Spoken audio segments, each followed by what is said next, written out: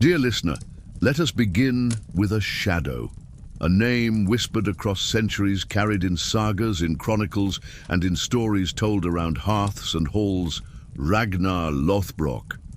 For some, it is the name of a historical Viking warlord who raided England and France in the 9th century. For others, it is the name of a mythical hero, a dragon slayer, a king with wives as famous as himself. And for millions today, it is the face of a man on a screen, blue-eyed, tattooed, haunted, in the television series Vikings. But who, truly, was Ragnar Lothbrok? Was he a man of history, a warrior who fought and fell, leaving sons who carried his banner further? Or was he a legend, stitched together from the deeds of many, reshaped into saga, exaggerated into myth? Perhaps he was both. History's fragment clothed in legend's grandeur. The earliest written sources that mention Ragnar are not sagas, but chronicles. In the 9th century, the Frankish annals speak of a great Viking leader who besieged Paris in 845. They do not call him Lothbrok, but they describe a powerful raider whose deeds echo those later attributed to Ragnar. English chronicles, too, mention Viking attacks in Northumbria and Wessex, though they differ in names and details. Here lies the historian's difficulty. Multiple Viking leaders appear in records, but their stories blur together. It is in the later Icelandic sagas, written down in the 13th century, that Ragnar truly takes form. The Ragnar's saga Lothbrok tells of his exploits, his wives, his strange epithet Lothbrok, shaggy breeches, earned, according to legend, when he fashioned trousers of animal skin and tar to fight a dragon. The sagas are rich, colourful, full of detail, but they were written centuries after the events they claim to describe. History is there, but wrapped in layers of myth. And then, dear listener, there is the Ragnar of our own age, the Ragnar of Vikings. Played by Travis Fimmel, this Ragnar is a farmer who dreams of sailing west, who defies tradition, who rises from obscurity to kingship. He is both ruthless and tender, both visionary and flawed. For many around the world, this is Ragnar, not as chroniclers or sagas wrote him, but as television has reimagined him. Here we encounter the first truth of Ragnar's story. He is not one man, but many. He is the warlord of chronicles, the dragon slayer of sagas, the dreamer of television. He is a mosaic of history, legend, and imagination. To speak of the true story of Ragnar Lothbrok is to enter a labyrinth where truth is not found in a single thread, but in the weaving of many. Dear listener, pause and reflect. How do we decide who someone truly was? Is it the record of facts, battles fought, dates written, deaths recorded, or is it the memory that survives, the story that people tell, the image that endures? In Ragnar's case, the facts are scarce, the stories abundant. Perhaps then his truth lies not only in what he did, but in what he came to mean. Ragnar's shadow stretches across centuries because he embodies archetypes older than history. He is the warrior who defies kings, the husband of fierce women, the father of great sons, the hero who dies in agony, the man whose death inspires vengeance. These are not only tales of a Viking, but patterns of myth, rebellion, love, sacrifice, legacy. The sagas gave them form. The series Vikings gave them flesh, and yet we must tread carefully. The sagas, beautiful as they are, were not history books. They were literature, shaped by poets in Iceland long after the Viking Age had ended. They reflect not only what Vikings may have done, but what later generations longed to believe about them. Likewise, the series Vikings is not a documentary, but a drama, truthful in spirit at times, inventive at others. Each version reshapes Ragnar for its own age. Thus, when we seek the true story of Ragnar Lothbrok, we do not search for a single man alone. We search for a conversation between history and legend, between fact and imagination. Ragnar may never have lived as the sagas describe him, but his shadow lived and still lives, And that too is a kind of truth. Imagine, dear listener, a firelit hall in medieval Iceland. A skald stands, harp in hand, and begins.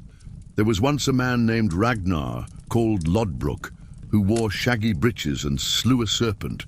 The audience leans in, not to hear verified fact, but to feel the echo of greatness. Now imagine, centuries later, a living room, a glowing screen, a man with piercing eyes who says, "I want to go west."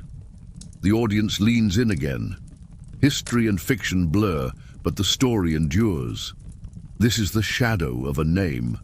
Ragnar Lothbrok, man or myth, warlord or dreamer, hero or invention, a figure both elusive and unforgettable.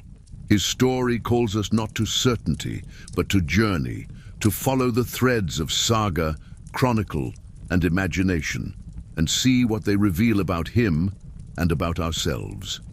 And so, dear listener, we begin.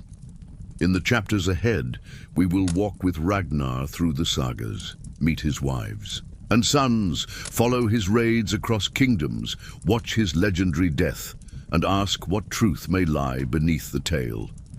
We will see how the Viking series reshaped him for our time, and why his archetype remains so powerful. For now, let us remember, Ragnar is not only a man of the past, but a mirror of human longing. His story belongs to history, to legend, and to us. If the chronicles of monks give us fragments of history, it is in the sagas of Iceland that Ragnar Lothbrok becomes flesh and blood, or perhaps dream and symbol. Written centuries after the Viking Age, in the 13th century, the sagas are not chronicles of fact, but epics of memory. They weave together fragments of older stories, oral traditions, and poetic invention. In them, Ragnar is not merely a raider of coasts. He is a dragon slayer, a king, a lover of fierce women, a father of sons whose names thunder through legend. The most important of these tales is Ragnar's saga Lothbroka, the saga of Ragnar's shaggy breeches. It is here we find the strange origin of his epithet, Lothbrok. The story tells that Ragnar courted Thora, the daughter of a jarl, who was tormented by a dragon. To win her, Ragnar fashioned trousers made from animal skins, coated them in tar, and boiled them until they became thick and shaggy. Thus armored, he fought and slew the serpent. When he emerged victorious, his unusual breeches gave him his enduring name. Dear listener, pause and reflect. Why would a hero's name be tied to such an odd detail? A pair of shaggy trousers seems a strange badge for a legend. And yet, this is the language of myth. The unusual garment becomes a symbol of cunning, of preparation, of the hero who does not win by strength alone, but by wit and resourcefulness. In his breeches, Ragnar is not just a warrior, but a trickster, one who reshapes fate with imagination. The saga continues with Ragnar's marriages. First, Thora, won by dragon slaying. Later, Lagertha, the fierce shield maiden whom he courted in Denmark.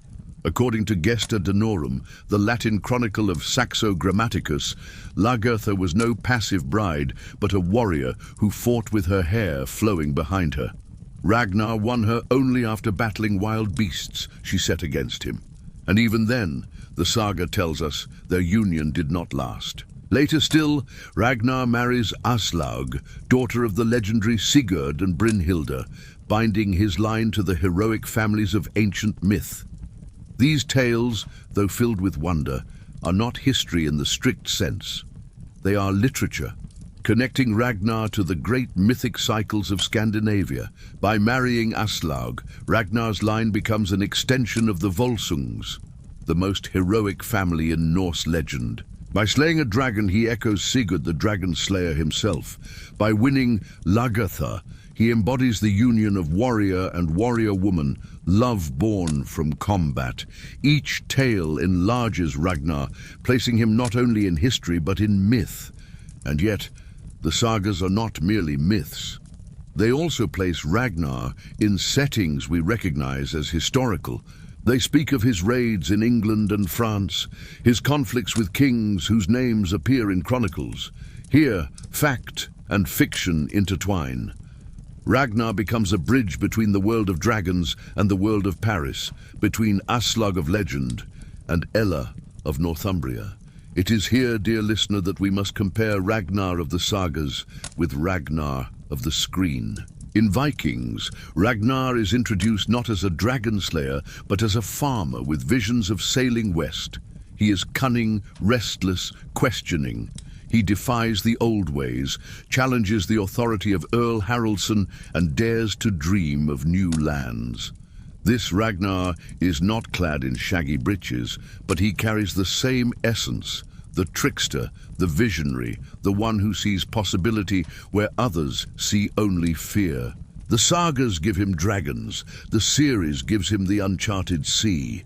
Both are tests of imagination, both are triumphs of vision. The saga also dwells on Ragnar's children, his sons, Ivar the Boneless, Björn Ironside, Sigurd Snake in the Eye, Hvitserk. Each become legendary in their own right. The saga does not shy from exaggeration. Ivar, born with brittle bones, yet wise, and ruthless. Björn, who carved his name across the Mediterranean. Sigurd, marked by the image of a serpent in his eye. These sons, more than Ragnar himself, would carry his story forward, conquering and raiding, shaping history as much as legend. The tale of Ragnar's sons, a related saga, expands this further. Here, Ragnar becomes almost a backdrop for the deeds of his children. His capture by King Ella of Northumbria, his death in the snake pit, and the vengeance of his sons form the great climax. This is the Ragnar who dies, so that his sons may rise, an archetype of the father who falls, that the sons may surpass him. Dear listener, pause again. Do you see how the sagas are not only about Ragnar, but about what he represents? He is a weaver of lineages, a link between mythic past and historic future, a bridge between fathers and sons, between dragon slayers and raiders of England. His death is not an end, but a beginning, for it sets his children on paths of conquest that the sagas remember long after. But what of truth? Did Ragnar truly slay a dragon, wear shaggy breeches, marry Aslaug, the daughter of Sigurd? Almost certainly not. These are the embellishments of storytellers, the ornaments of saga, yet beneath them lies a core, a man or men whose deeds in war impressed themselves upon memory, who became the seed from which legend grew.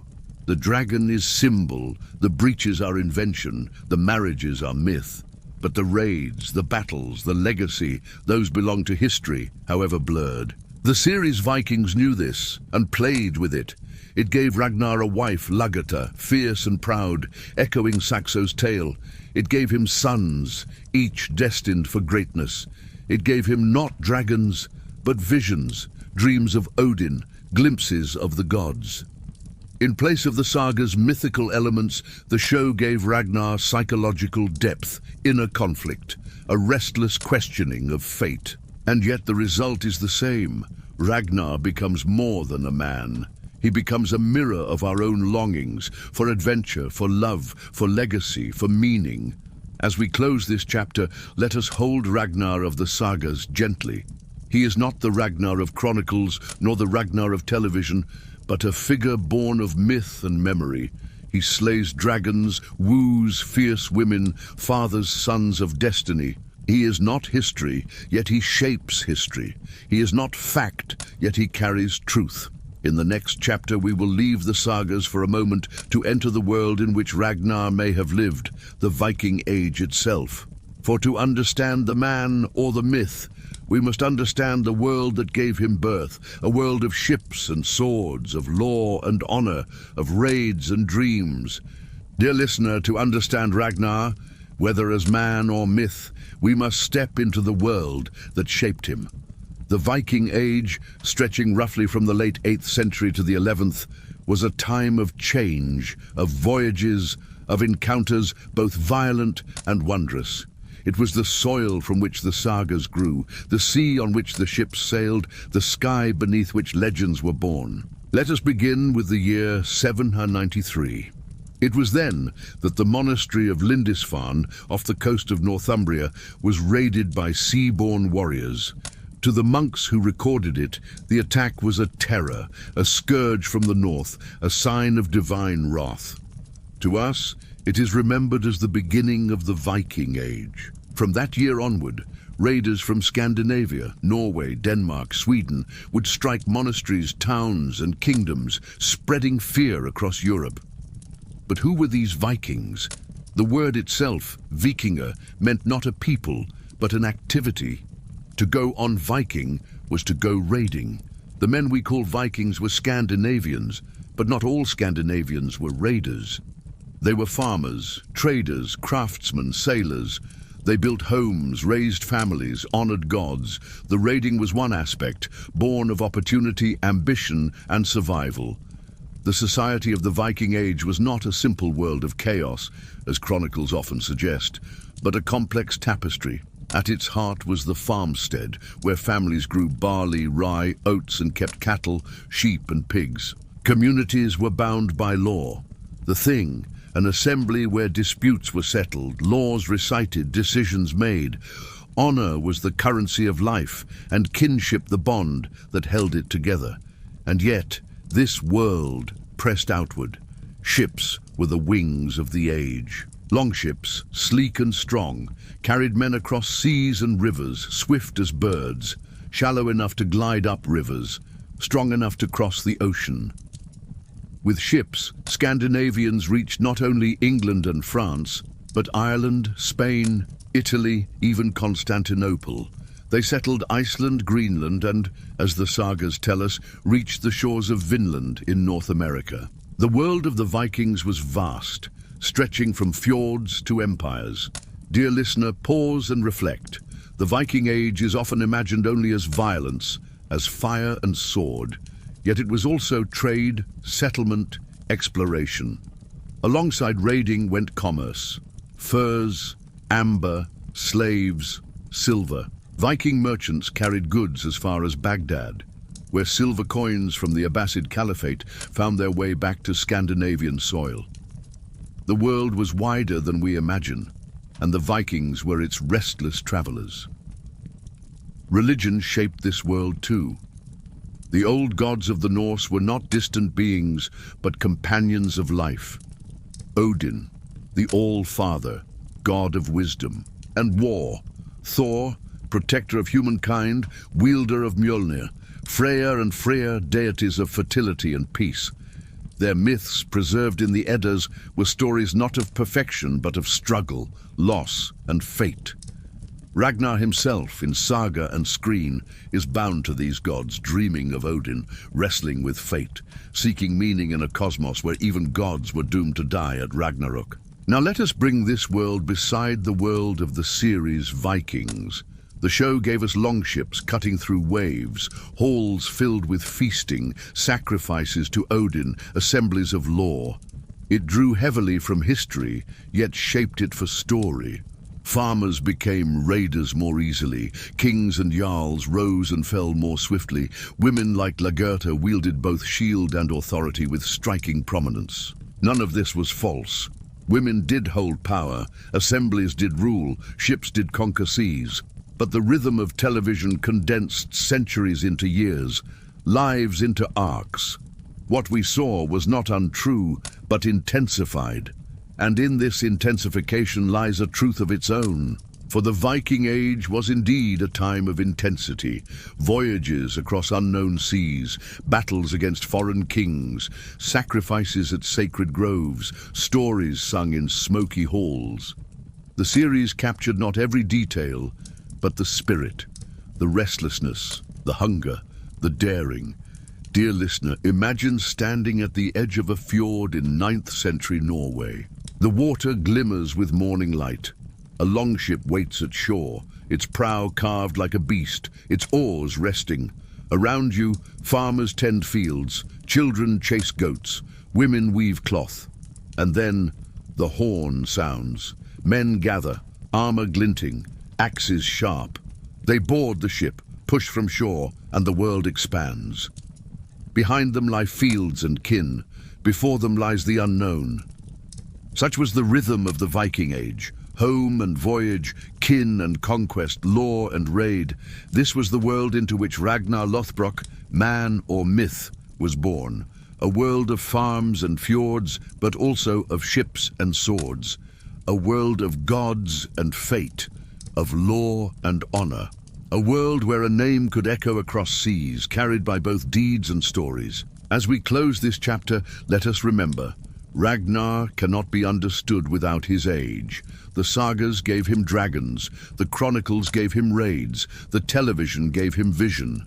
But all three draw their power from the Viking Age itself, a world fierce, restless, fertile with story. Next, dear listener, we will turn from the wide world to Ragnar, Seth's closest ties, to the women who shaped his life in saga and in story. Lagertha, Thora, Aslaug. For no hero's tale is complete without those who loved him, challenged him, and carried his legacy in ways both mythic and human. In the sagas, as in life, a man is not only himself, he is shaped by those he loves, those he marries, those who stand beside him in struggle and in silence. The story of Ragnar Lothbrok is not only the story of battles and raids, of ships and swords, but also of his wives, women remembered in saga and in song, Lagertha, Thora, and Aslaug. Each embodies a different facet of myth. Each holds a mirror to Ragnar's destiny. Let us begin with Lagertha, the most famous to our modern eyes, thanks to the series Vikings. In Saxo Grammaticus's Gesta Danorum, written in the 12th century, Lagertha is a shield maiden of remarkable courage. When Ragnar came to free his kin from a Swedish king, Lagertha fought fiercely with her hair flowing loose behind her. Saxo writes that she fought with the courage of the bravest men, and that her presence inspired victory. Ragnar was so impressed that he sought her hand. Yet their union was not simple. Saxo's account describes how Lagertha tested Ragnar, setting against him a bear and a great hound, which he slew before winning her. This is not merely story, but symbol. Lagertha is no passive bride waiting to be claimed. She is a warrior who demands trial, one who will not be won without courage. Her tale reflects the Norse idea that women could hold strength, cunning, and independence, not only in hearth and hall, but in battlefield and fate. In the series Vikings, Lagertha becomes even more central. Portrayed by Catherine Winnick, she is not only Ragnar's wife but his equal, farmer, shield maiden, mother, and later ruler in her own right. The show deepens her arc, making her a leader, a jarl, a woman who carries her own destiny. This Lagertha, though expanded beyond Saxo's brief lines, resonates deeply with modern audiences. She embodies resilience, independence, and the pain of betrayal. Many who watched the series found themselves more drawn to her than to Ragnar himself. Dear listener, pause and reflect. Why does Lagertha's story endure so powerfully? Perhaps because she speaks to the archetype of the warrior woman, the one who refuses to be defined by tradition alone. She is love and strength together, loyalty and defiance entwined. In her, myth and modern longing meet. Next comes Thora, the daughter of a jarl, whose story explains Ragnar's strange epithet Lothbrok, shaggy breeches. In Ragnar's saga Lothbroka, Thora is tormented by a serpent that encircles her bower. Ragnar, desiring her hand, fashions trousers of animal skin, boiled and tarred, to protect himself as he slays the beast. When he succeeds, he wins Thora. The tale is fantastical, linking Ragnar to dragon-slaying heroes like Sigurd. But Thora herself fades quickly from story, remembered mostly as the occasion for Ragnar's feat. She is less a character than a symbol, the prize of the hero's cunning. In Vikings, Thora is not foregrounded. Instead, her role is subsumed into other women.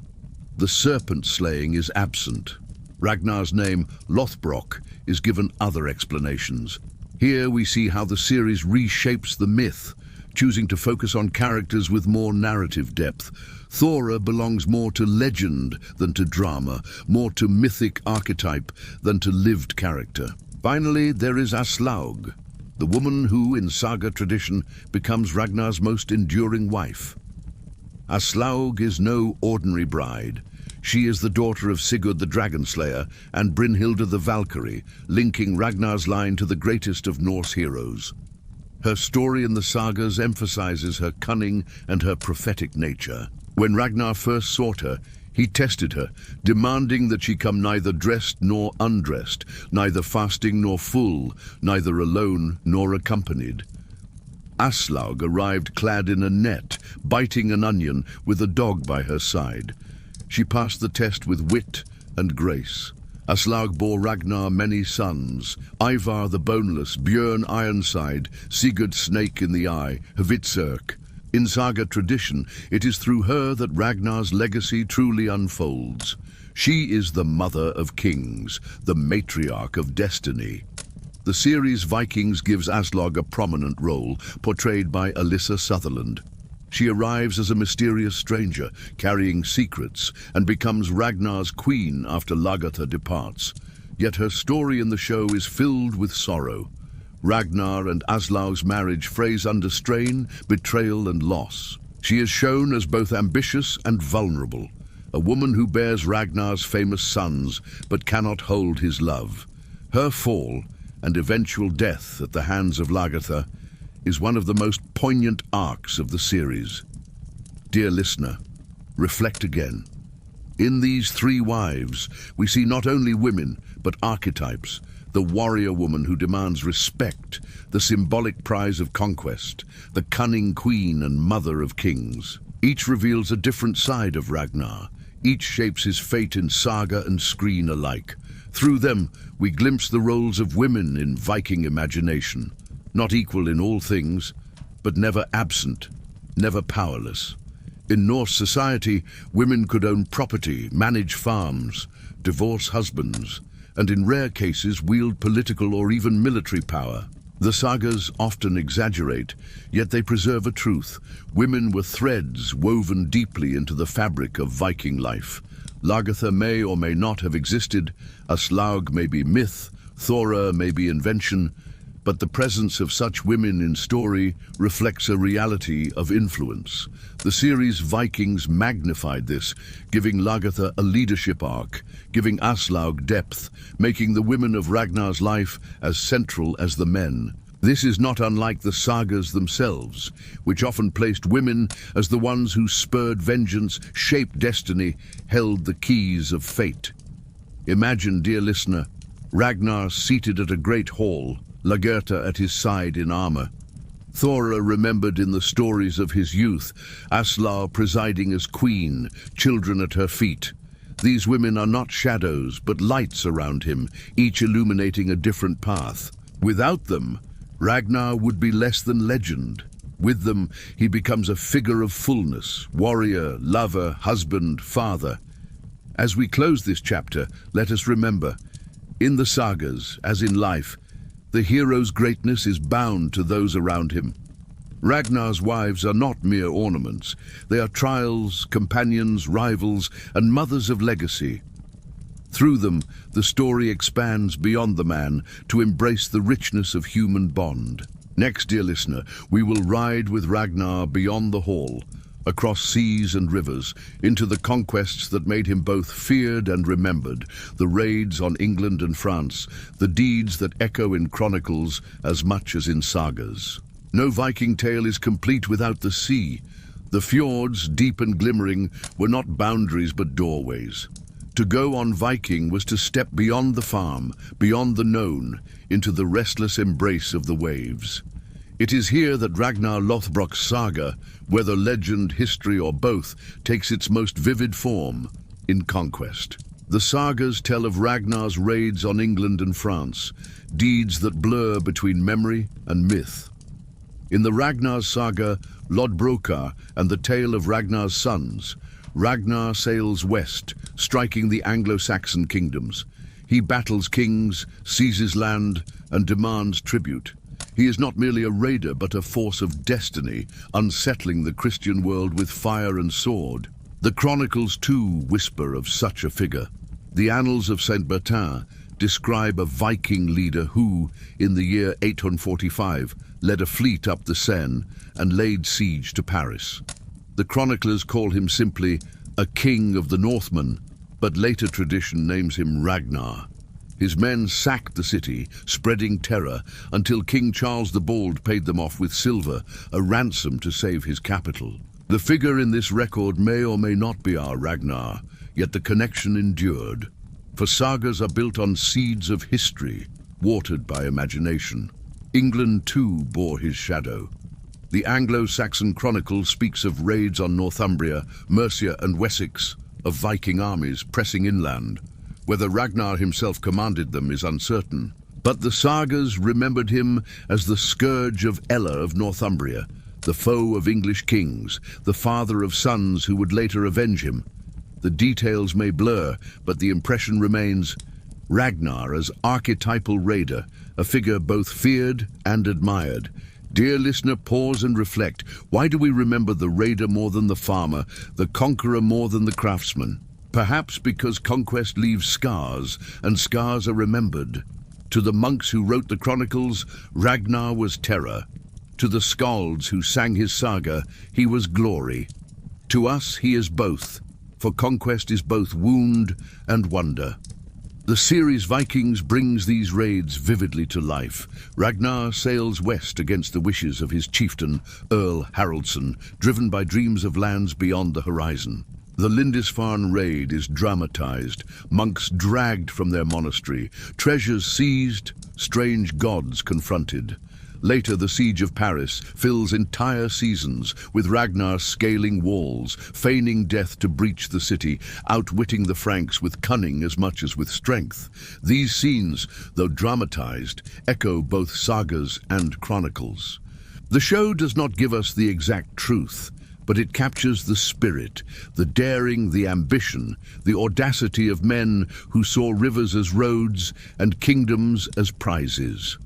The sagas, however, add elements stranger than history. They tell of Ragnar building ships larger than any before, of raids that blur into fantasy. One tale speaks of him sailing not only to England and France, but as far as distant lands, though these accounts belong more to legend than to record.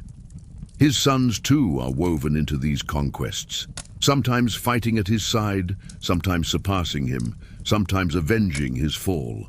Imagine, dear listener, a fleet of longships gliding up the Seine. Their dragon prows gleam in the sun, their shields line the sides, their oars cut the water in rhythm. The people of Paris crowd the walls, praying for deliverance. Smoke rises as torches fall. The bells of churches clash with the cries of warriors. For those within the city, it is terror. For those on the ships, it is triumph. Such was the dual vision of conquest, devastation to one, glory to another.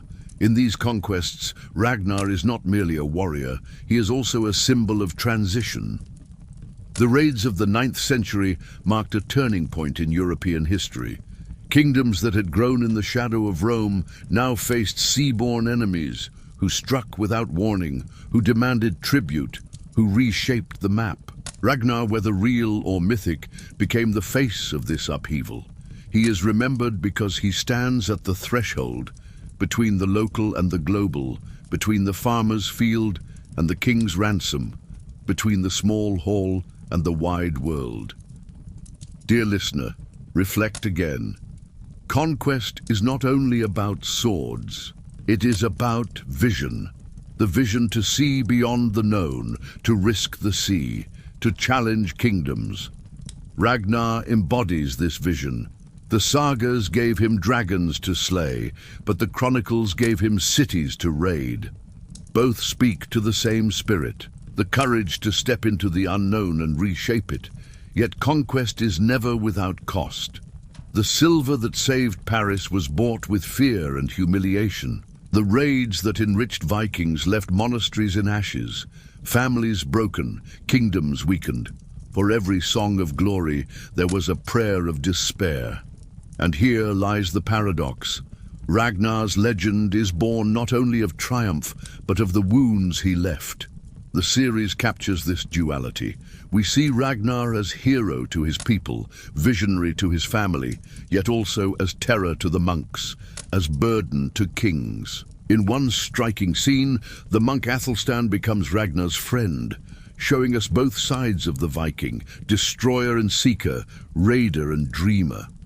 Through him, we glimpse the complexity of conquest, not only violence, but encounter, not only plunder, but exchange. As we close this chapter, let us hold Ragnar in his longship, standing at the prow, wind in his hair, eyes fixed on distant shores. Behind him lie fjords and kin, ahead lie cities and kingdoms. He is not only a man, but an archetype, the restless conqueror, the one who cannot be contained, the shadow on the horizon. In the next chapter, we will leave the seas and enter the heart of fate, the story of Ragnar as death, the most haunting of all his tales, the pit of serpents, the triumph of his enemies, the vengeance of his sons. For every conquest, dear listener, must one day meet its end. Every hero must face an end. For Ragnar Lothbrok, the sagas and the chronicles alike dwell not only on his deeds, but on his death, a death so vivid, so symbolic, that it has become the heart of his legend. The most famous tale is this: Ragnar, captured by King Ella of Northumbria, was thrown into a pit of serpents.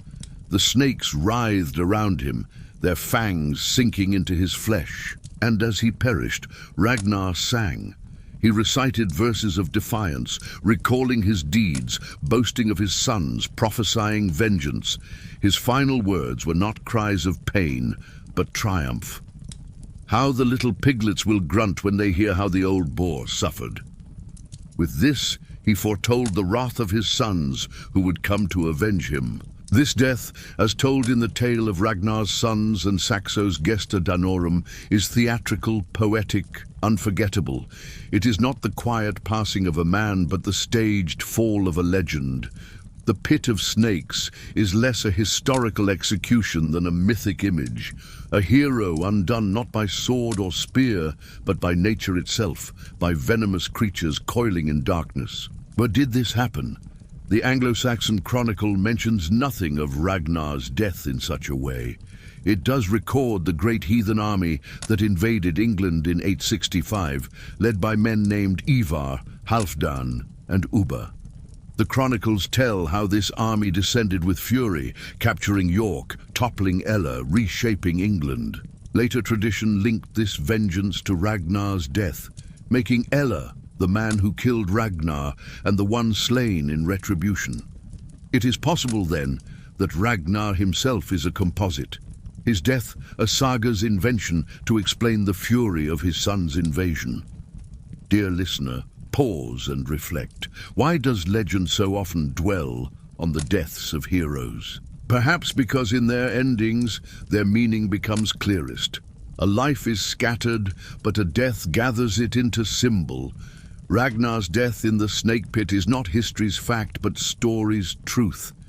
It makes of him not only a man, but a myth. The warrior who dies defiantly, the father whose suffering becomes the seed of vengeance. In the series Vikings, Ragnar's death is one of its most powerful moments.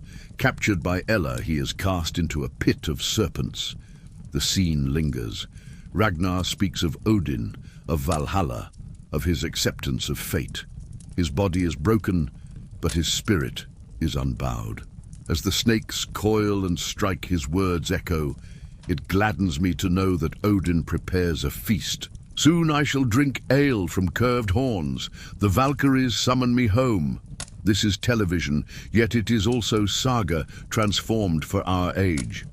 The audience, like the Skold's listeners of old, weeps not only for a man, but for a myth reborn.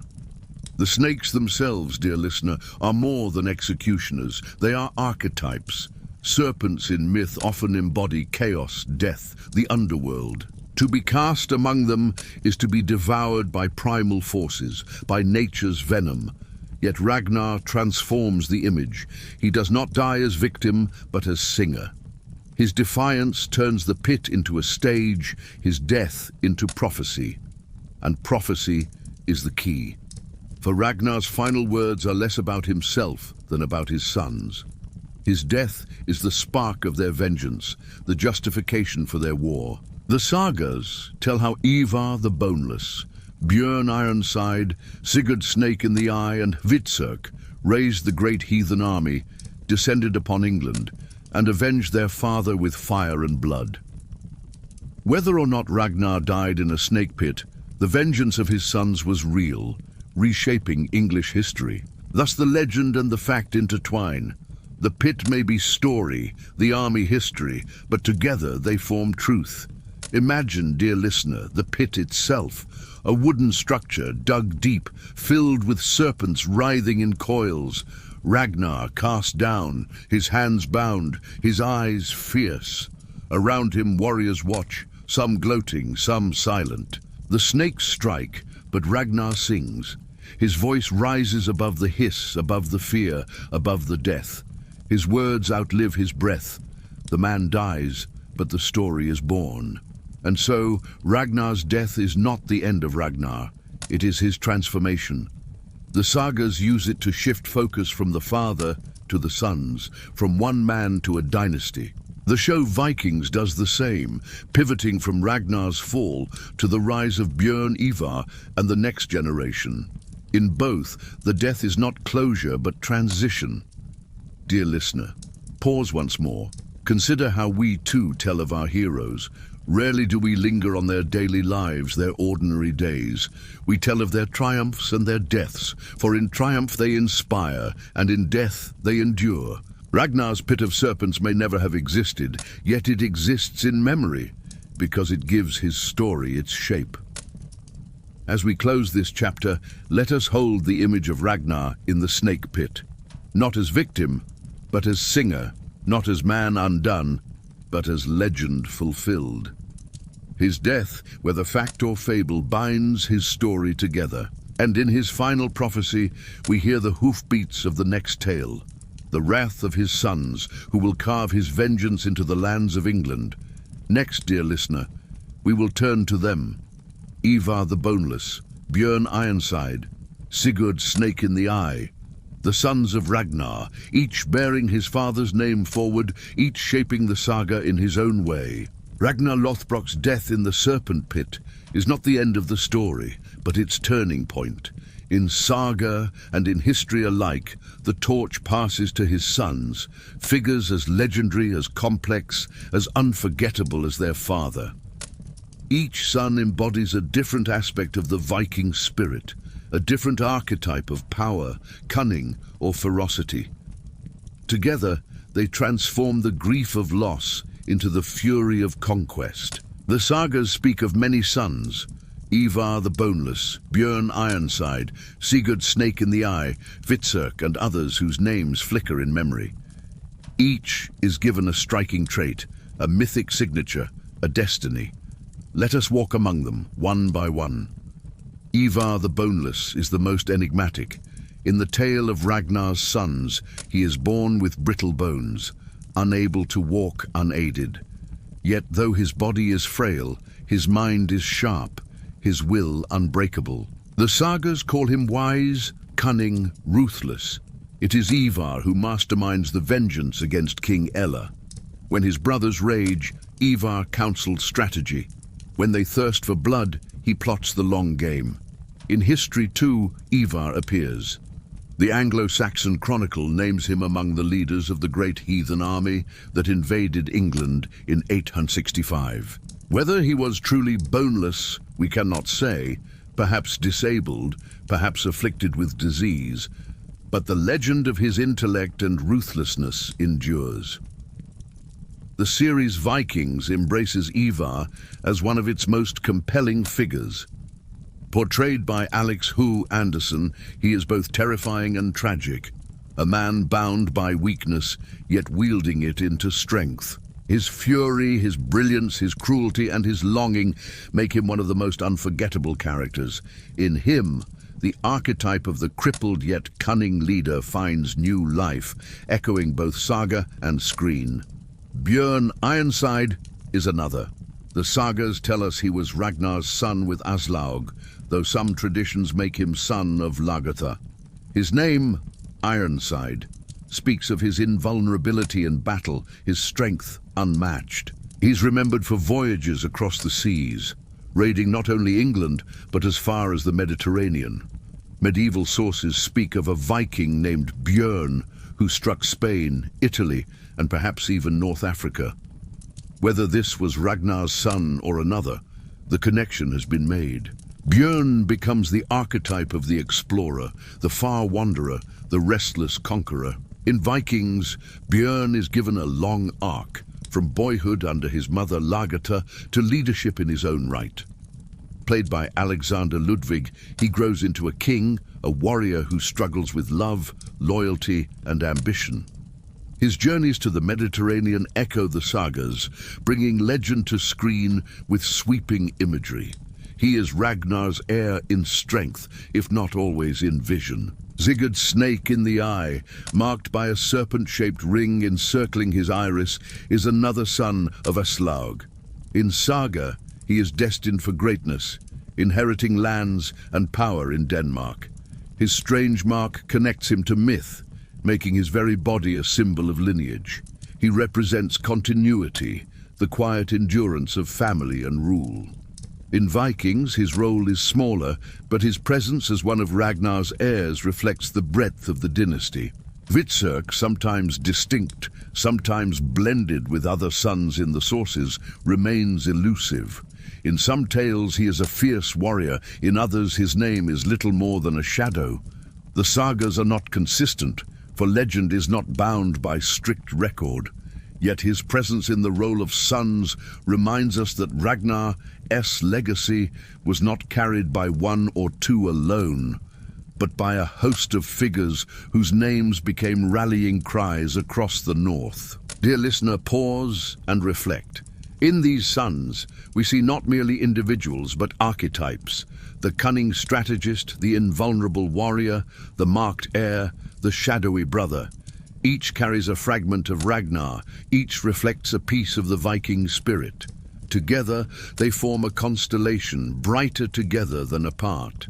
The vengeance of Ragnar's sons is the saga's great climax. After their father's death, they gather armies, forge alliances, and descend upon England. The Great Heathen Army, as the Anglo-Saxon Chronicle calls it, was no mere raiding party but a vast force, striking fear into Anglo-Saxon kingdoms. In 866 they captured York. In 867 they killed Ella of Northumbria, avenging Ragnar. The chronicles tell us Ella was slain in battle, but the sagas insist he was given the blood eagle, a ritual execution, his ribs cut and lungs pulled outward. Whether fact or invention, the story cements the son's vengeance as myth. The series Vikings dramatizes this with intensity.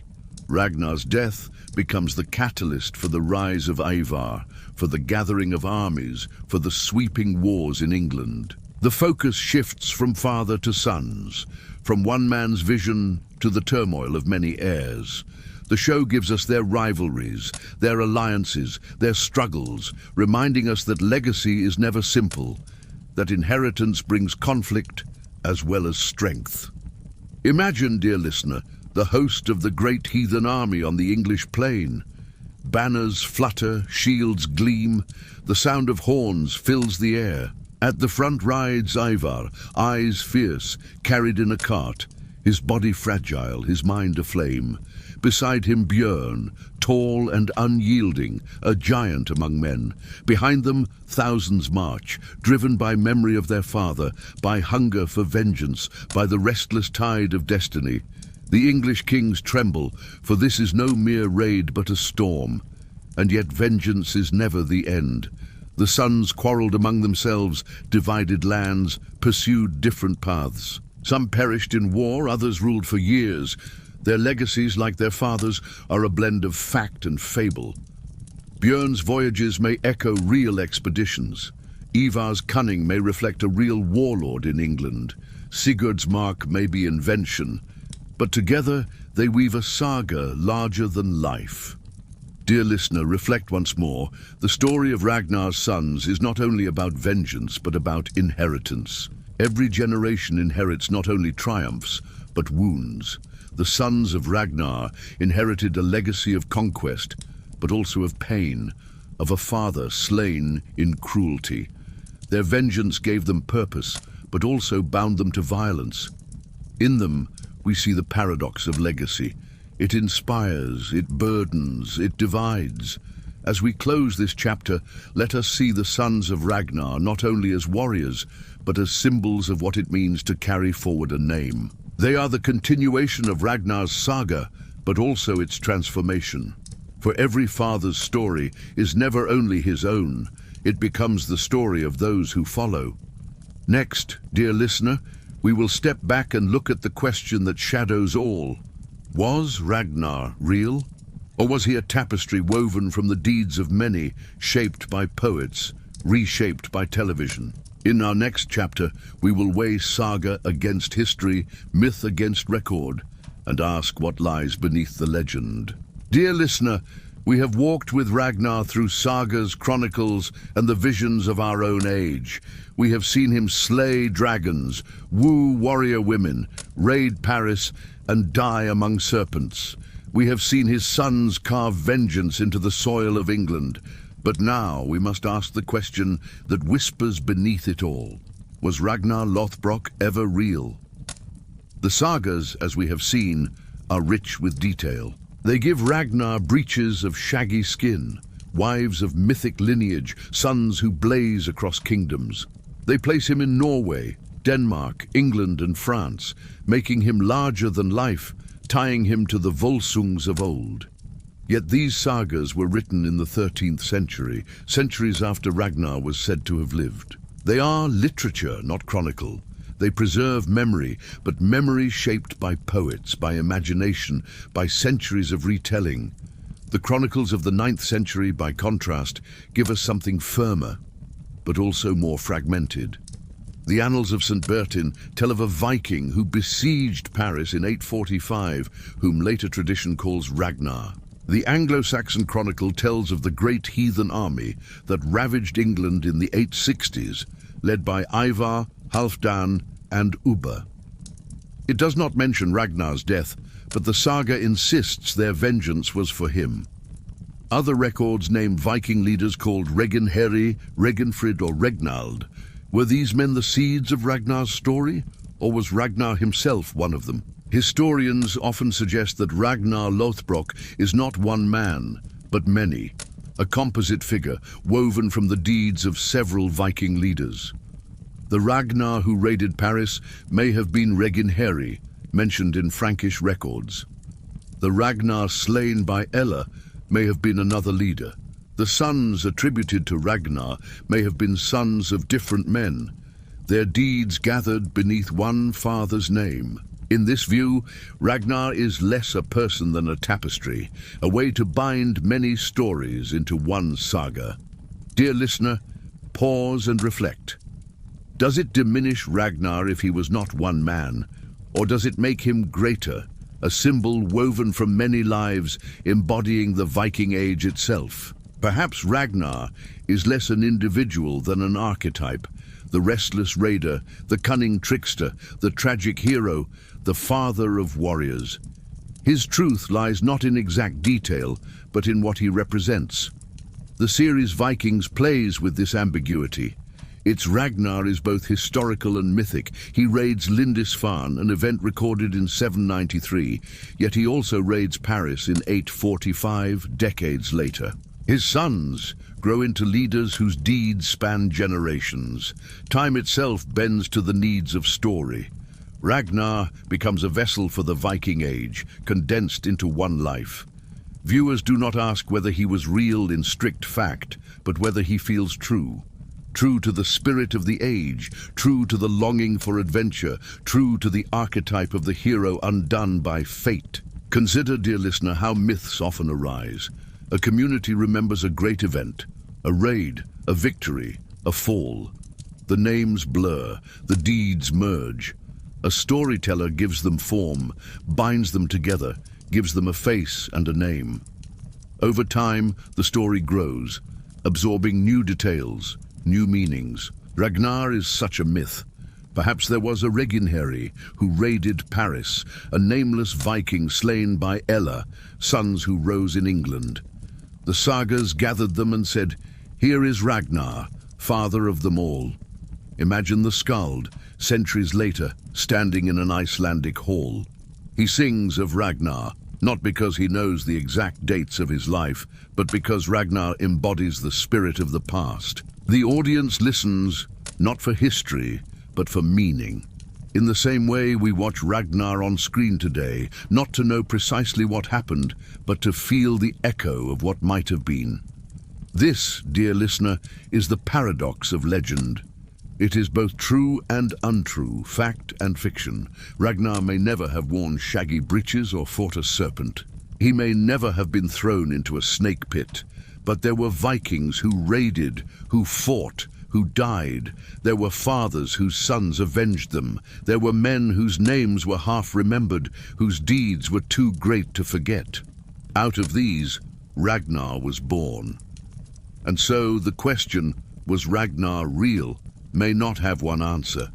He was real in fragments. He was not real in total. He is history, blurred into myth. He is myth seeded by history. His saga is less a biography than a mirror, reflecting both the Viking Age and the desires of those who tell it. Dear listener, reflect once more.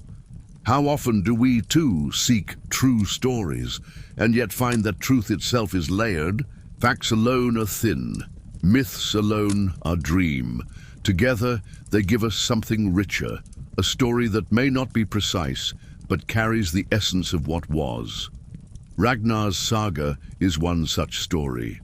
As we close this chapter, let us not ask whether Ragnar was one man, but what his legend means. For whether he lived exactly as told or not, his name has lived, through sagas, chronicles and screens, through centuries of change.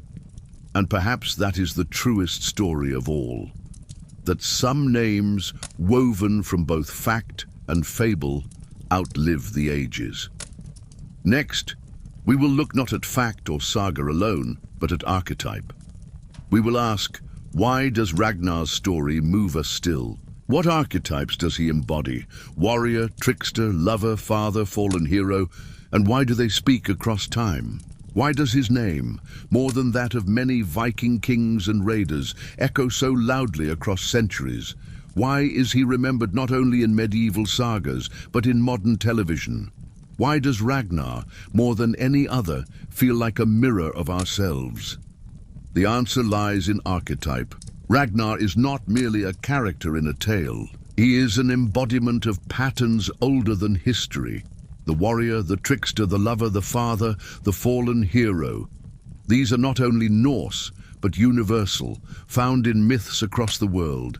In Ragnar, they come together in striking harmony. Let us begin with Ragnar the warrior.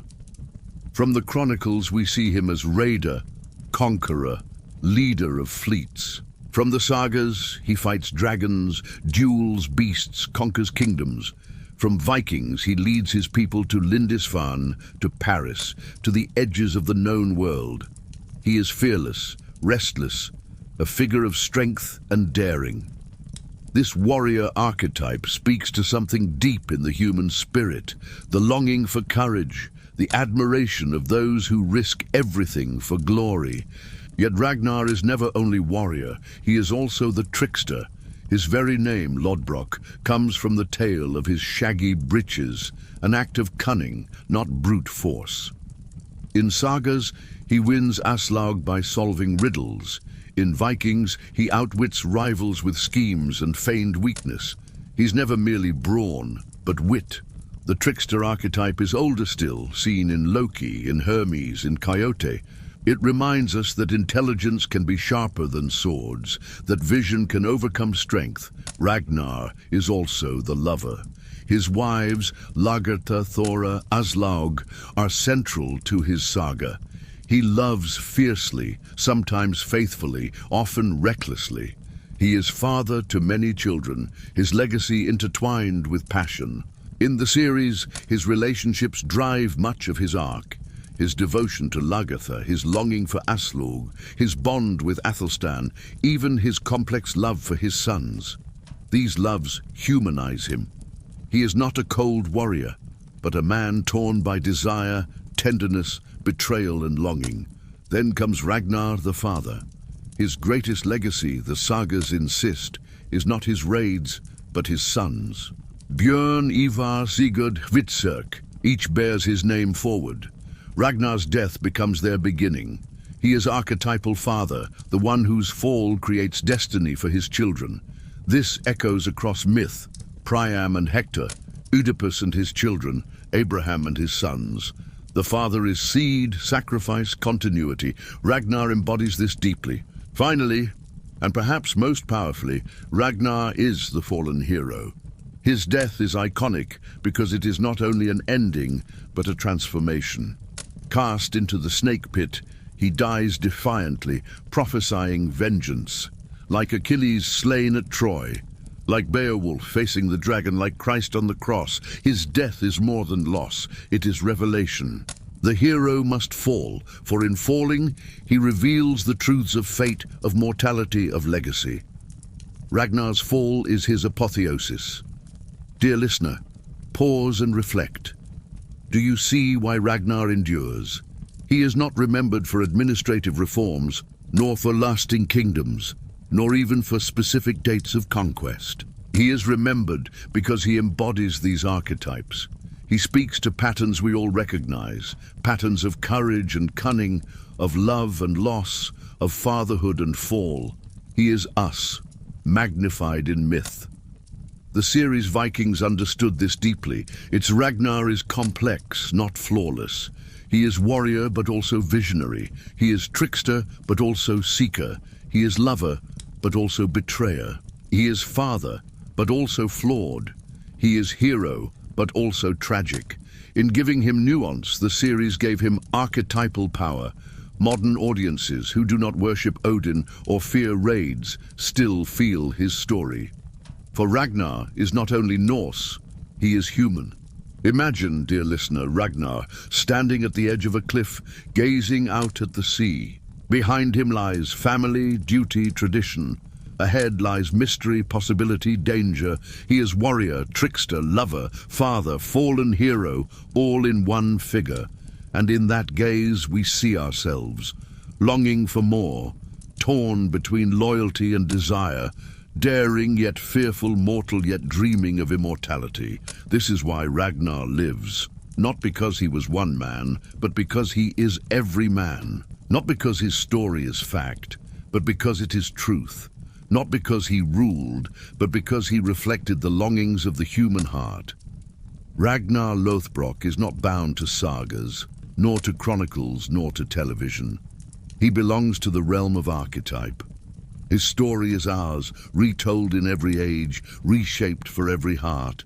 Dear listener, Ragnar Lothbrok has walked with us through many worlds. We have followed him in sagas, in chronicles, in the imagined halls of medieval Iceland, in the glowing frames of modern television. We have seen him as raider and king, dragon slayer and farmer, father and fallen hero. And now, as our telling draws to a close, we ask, what remains? What does it mean that Ragnar still walks among us? For centuries after the Viking Age, Ragnar's name lingered in story. The Icelandic sagas preserved him in poetry and prose. Danish chronicles carried his memory into the realm of history. English monks wrote of his sons as enemies and conquerors. In each retelling, Ragnar shifted. Larger, smaller, crueler, nobler. He was never fixed, always fluid, and in this fluidity lay his strength. The modern age has not abandoned him. On the contrary, Ragnar has become more present than ever. The series Vikings, running from 2013 to 2020, carried his story to millions around the world. For many, Travis Fimmel's piercing gaze, the half-shaved head, the restless dream of sailing west. This is Ragnar. The show gave him new breath, weaving saga and history into drama, condensing centuries into seasons, archetypes into flesh. In this Ragnar, viewers found not only adventure but reflection. He was not only warrior but thinker, not only conqueror but seeker. He wrestled with faith, befriending the monk Athelstan, questioning Odin and Christ alike. He struggled with love, torn between Lagertha and Aslaug. He faltered as father, quarreled with his sons, longed to guide them but could not control them. He dreamed of the sea of the unknown, of something more. This Ragnar is myth for our time, flawed, searching, yearning. Dear listener, pause and reflect. Why do we continue to tell Ragnar's story? Perhaps because it is never only about Ragnar. It is about us. The warrior who longs for new horizons is the traveler in us.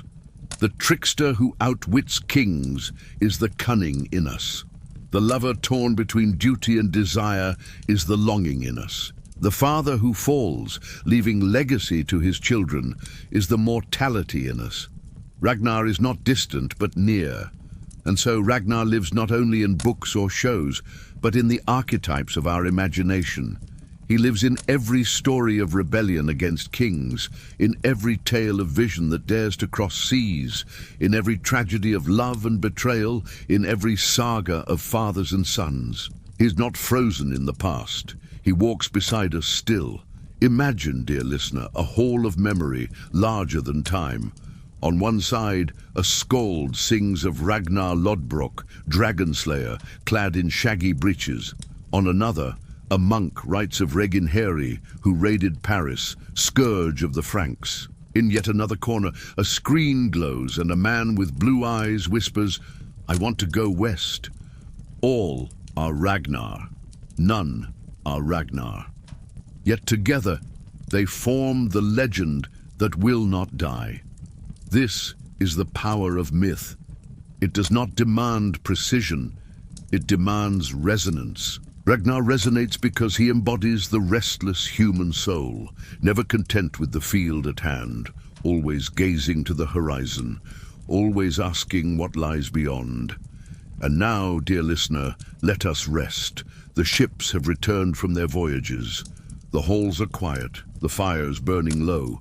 The snake pit is silent, the vengeance of suns complete. Ragnar's shadow lingers, but softly now, not as terror but as memory. His story has been told, and yet it will be told again, for stories like his do not end. They circle like the sea, returning to new shores, carried by new voices. As you close your eyes, let Ragnar's tale fade into the gentle rhythm of breath. The waves are calm, the longship drifts at anchor, the stars watch overhead. The hero has fallen, but the legend lives on, and in that legend we find ourselves, our courage, our cunning, our love, our longing. Sleep well, dear listener. May your dreams be gentle. May your own horizons glimmer with promise. And may the legend of Ragnar Lothbrok remind you that even when we fall, our stories live on. Good night.